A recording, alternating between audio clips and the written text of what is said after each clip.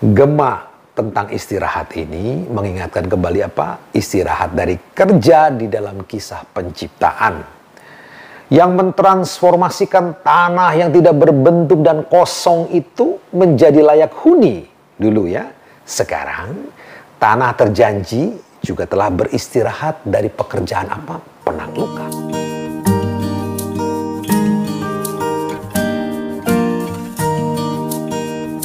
Shalom. Sekarang kita di episode yang ke-20. Di episode yang 19 kita sudah bicara kisah tentang Rahab. Dan kini kaitannya yaitu tentang kisah tentang Akan dan orang-orang Gibeon. Sekarang kita akan bicara tentang pertempuran Yeriko. Yaitu pertempuran yang pertama dalam kisah penaklukan Kanaan yang dipimpin oleh Yosua. Di episode yang lalu kita sudah bicara bahwa persiapannya itu dengan sunat dan Paskah, dan Israel diminta untuk beriman. Salah satu kunci instruksi terakhir agar selamat dari penghancuran Yeriko adalah semua yang dapat dilewati api seperti emas dan perak harus dipersembahkan kepada Tuhan. Dalam dunia kuno, hasil rampasan itu menjadi milik raja yang menang perang. Jadi ini artinya Suatu pernyataan kemenangan Yahweh sebagai Raja Israel. Pentingnya hal ini ditekankan dengan sebuah peringatan yang menakutkan. Tetapi kamu ini, jagalah dirimu terhadap barang-barang yang dikhususkan untuk dimusnahkan, supaya jangan kamu mengambil sesuatu dari barang-barang yang dikhususkan itu setelah mengkhususkannya. Dan dengan demikian membawa kemusnahan atas perkemahan orang Israel dan mencelakakannya. Yosua 6:18. Sayang, justru itu yang terjadi. Seorang tentara bernama Akan itu mengambil jubah indah dari Sinear, emas dan perak, yang dalam bahasa yang mirip dengan kejatuhan Adam dan Hawa. Penulis kitab Yosua itu memberitahu bahwa ia melihat, mengingini, dan mengambilnya. Yosua 7 ayat 21. Bandingkan dengan Kejadian 3. Jadi ciptaan baru Israel di tanah terjanji juga ditandai dengan pelanggaran dan jatuhnya dari rahmat Tuhan. Israel tidak tahu akan dosa Akan ini. Mereka bergerak untuk melawan kota yang lebih kecil, yaitu Ai. Dan tanpa disangka mereka kalah secara memalukan. Yosua sadar pasti ada yang tidak beres karena ada dosa. Lalu ia memutuskan untuk melakukan sidang di mana Akan mengaku di sana. Yosua kemudian berkata, "Mengapa kamu memberi kesusahan kepada kita? Maka Tuhan pun akan memberi kesusahan kepadamu hari ini." Yosua 7 ayat 25. Israel kemudian menindaklanjuti merebut Ai hanya setelah Akan dan keluarganya mati dirajam. Yosua menamai bukit tempat dirajam itu Akor. Kata yang jarang dipakai, yang artinya adalah kesusahan. Ini menghubungkan kematian dengan pelanggaran terhadap yang kudus. Kata Akor dijumpai beberapa kali, antara lain saat sumpah gegabah oleh Raja Saul yang membuat ia menyalahkan anaknya yang tidak bersalah. Poinnya adalah pelanggaran terhadap sumpah itu membawa konsekuensi kepada kematian. Sebuah pelajaran yang dibutuhkan untuk selamat sebagai umat Tuhan di tanah terjanji. Kita bicara tentang dosa sosial. Dosa Akan ini memperlihatkan sifat dari dosa dan konsekuensinya. Seperti dosa Akan melukai Israel, dosa kita juga memberi efek pada orang-orang di sekeliling kita. Dosa itu bersifat sosial. Tidak ada dosa bahkan yang paling rahasia pun bersifat individual yang hanya memberi akibatnya pada dirinya sendiri, baik kecil ataupun besar. Setiap dosa memberi dampak pada seluruh keluarga manusia. Ironi dari kisah Yeriko adalah bahwa pelacur asing itu percaya, yang lalu memberikan dia keselamatan pada dia dan keluarganya, dan juga diterima sebagai umat. Sementara orang dalam yang namanya Akan itu mendatangkan kerusakan pada dia dan keluarganya. Jadi pelajarannya, apa yang penting adalah ketaatan dan kesetiaan kepada Tuhan. Kesetiaan itu ternyata terbuka untuk semua. Ya, sebuah pelajaran ya, seperti kisah lanjutannya ini di dalam kisah orang-orang Gibeon. Jadi ceritanya berita kemenangan Israel itu cepat menyebar di negeri itu, di tanah itu. Raja Yebusi dari Yerusalem, Adoni-Sedek, dan raja lainnya dari bagian selatan memutuskan untuk bersatu melawan Israel. Sedangkan orang-orang Gibeon ini memutuskan lain. Mereka memilih bersatu dengan Israel ya, ketimbang untuk melawan. Orang Gibeon itu pertama-tama itu rupanya pura-pura bohong, mengaku mereka itu adalah pendatang. Menyatakan kepada Yosua mereka itu sudah mendengar berita keajaiban Tuhan terhadap musuh-musuh Israel. Dan mereka ingin membuat perjanjian dengan Israel dan dengan Tuhan. Penyesatan ini berhasil dan dibuatlah perjanjian. Ketika Yosua akhirnya mengetahui bahwa mereka bukanlah orang asing tetapi adalah penduduk asli Kanaan, ia tidak dapat berbuat apa-apa karena perjanjian tidak bisa dibatalkan. Pembebasan Gibeon ini mengingatkan akan pembebasan dari Israel sendiri. Israel kan pernah ditakdirkan untuk dimusnahkan juga setelah peristiwa anak lembu emas. Tapi diselamatkan oleh Tuhan ya. Nah, jadi perjanjian itu menyelamatkan.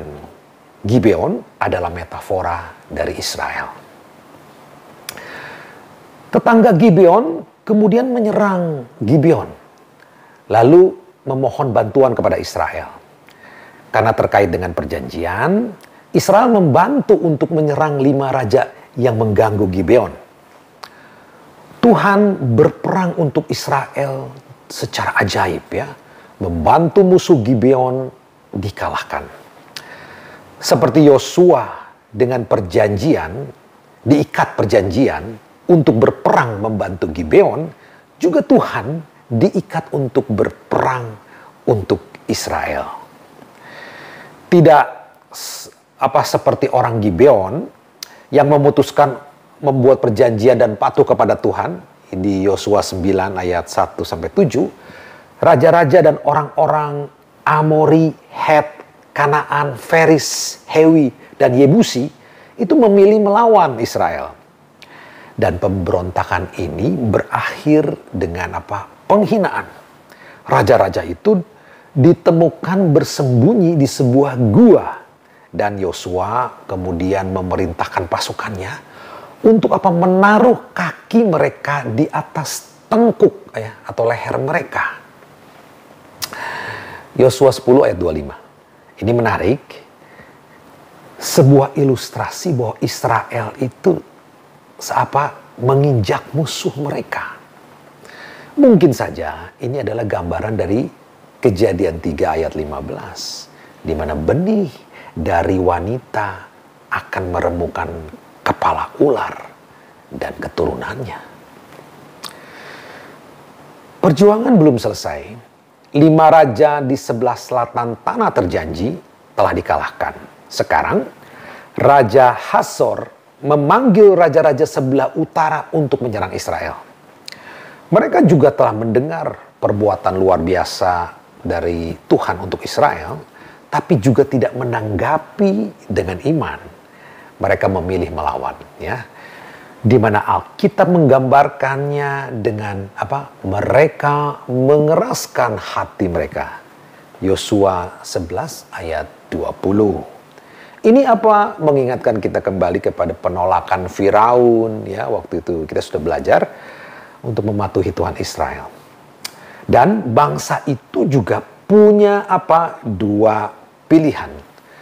Taat pada Tuhan dan bergabung bersama Israel seperti Gibeon, atau memberontak melawan Tuhan dan binasa.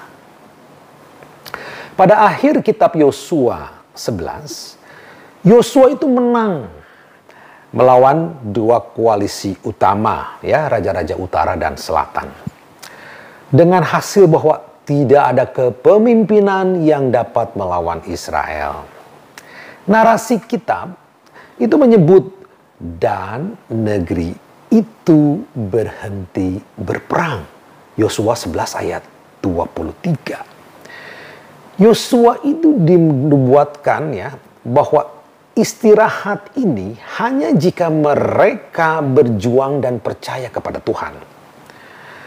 Gema tentang istirahat ini mengingatkan kembali apa? Istirahat dari kerja di dalam kisah penciptaan, yang mentransformasikan tanah yang tidak berbentuk dan kosong itu menjadi layak huni dulu, ya. Sekarang tanah terjanji juga telah beristirahat dari pekerjaan apa? Penaklukan. Israel itu mengalahkan bangsa yang tidak mengenal Tuhan. Itu mirip Tuhan menaklukkan chaos di dalam kisah penciptaan, ya. Penaklukan mengantar pada ciptaan baru. Dengan Israel itu sebagai citra Allah untuk menguasai negeri itu.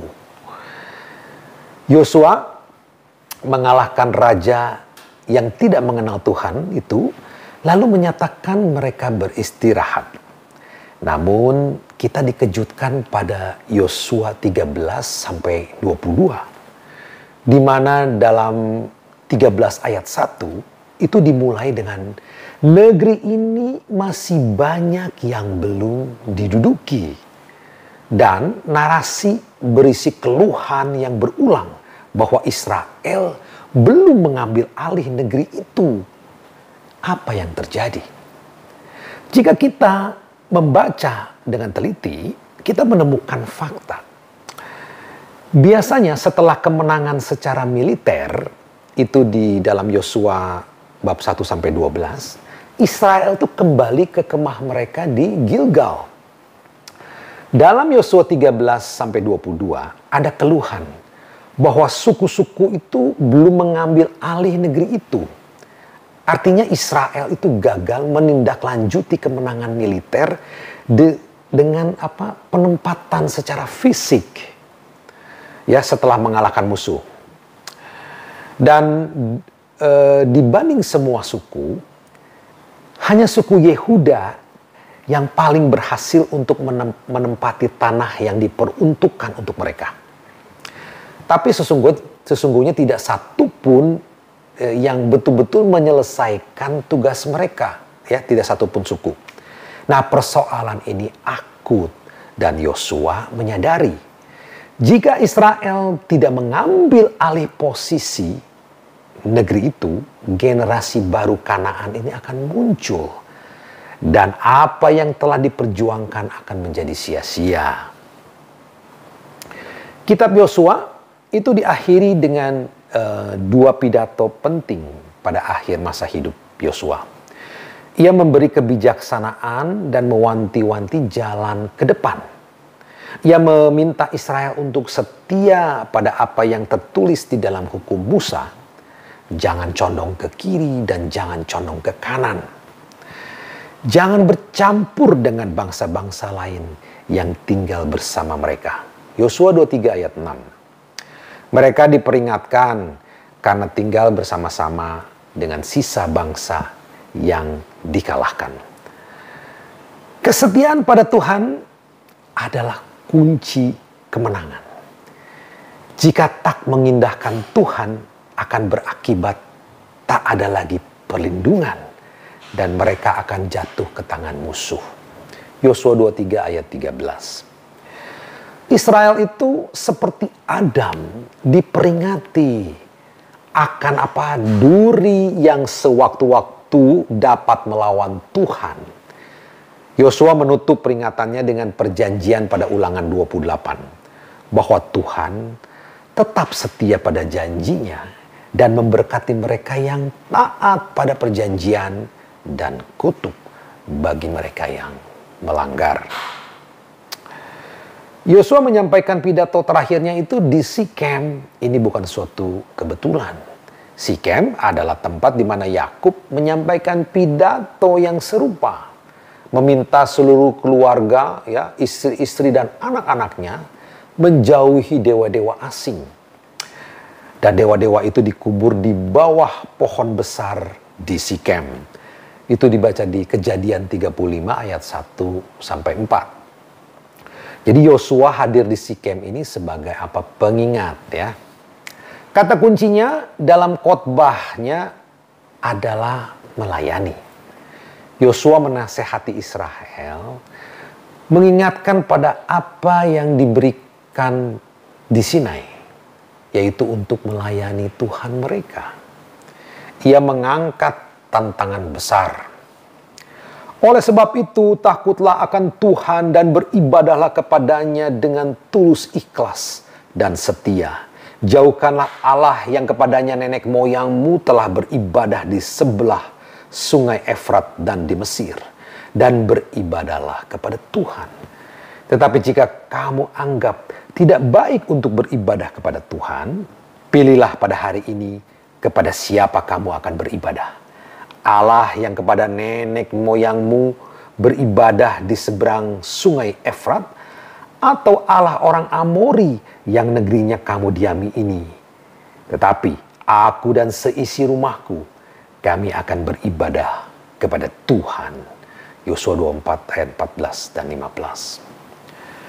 Di awal kisah penaklukan, ya, setelah kemenangan melawan Yeriko dan Ai, Yosua melaksanakan perayaan perjanjian seperti diuraikan di dalam kitab Ulangan, yang membawa apa? Generasi baru meninggalkan padang gurun dengan perjanjian yang mulia dengan Tuhan. Nah, sekarang di akhir hayatnya, Yosua sekali lagi memperbaharui perjanjian dan menginisiasi generasi berikut ke dalam kehidupan perjanjian Israel. Terima kasih, kita sudah menyelesaikan episode yang ke-20 dan kitab Yosua. Sampai jumpa lagi, Tuhan Yesus memberkati. Amin.